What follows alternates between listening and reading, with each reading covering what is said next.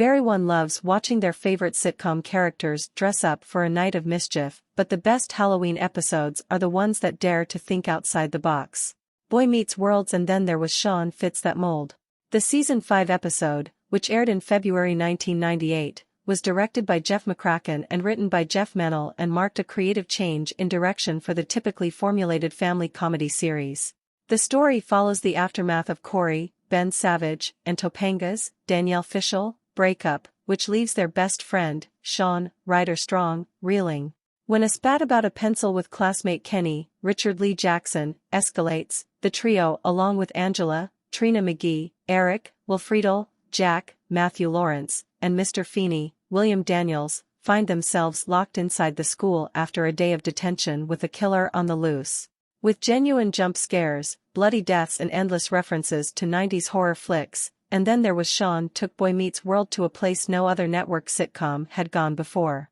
I remember thinking it was the most bonkers thing in the world, Strong told Entertainment Weekly in August 2022, noting that while the show had done a few episodes that went kind of crazy, like their crossover with Sabrina the Teenage Witch, he was never a fan of breaking the rules of the show's structure until reading the script for And Then There Was Shawn. I remember loving this one from the get-go. We just thought it was hysterical, he said. I'm a huge fan of horror films. I was a fan of Scream and the revival of horror films that was going on at that moment.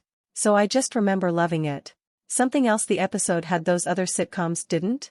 A cameo by Friedle's then-girlfriend, Jennifer Love Hewitt, who had recently starred in horror blockbuster I Know What You Did Last Summer. Love and I had been dating for a while by that point, Friedle explained to EW about how her role came about. I think that was a year and a half or 2 years into our relationship. I know, co-creator Michael Jacobs wanted to have somebody from the horror franchises. So he asked me if I would ask her if she would be on the show. We were very close at the time, so she knew everybody on the cast, obviously, and everybody knew her well, so it seemed like a good fit. While the actual killer turns out to be, spoiler alert, Shawn himself, a reveal the cast felt was slightly too cheesy of an explanation to fit into the episode's spookier narrative. Strong, Friedle and Fishel still remember the experience as their best time on set during Boy Meets World's run. McCracken, however, may have had a different experience as director. Directorially, this episode was a disaster for Jeff. He was so unhappy with us, Strong quipped.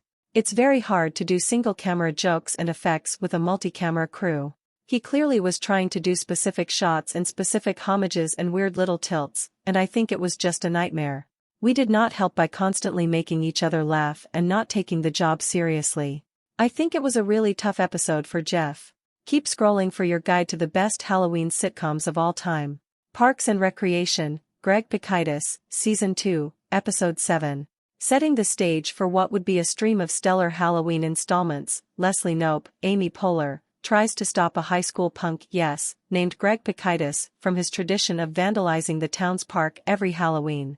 The episode's joy comes from seeing Leslie, who is usually always one step ahead, get bested by an arch-nemesis who just happens to be a teenager.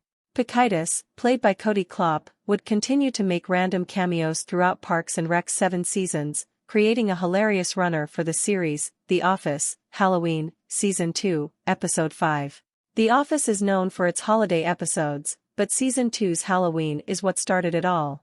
Michael Scott, Steve Carell, is pressured by corporate to fire someone by the end of the day, putting a damper on the Office Halloween party. We don't want to give away the ending, but Michael's procrastination and indecision leaves the employees in utter chaos.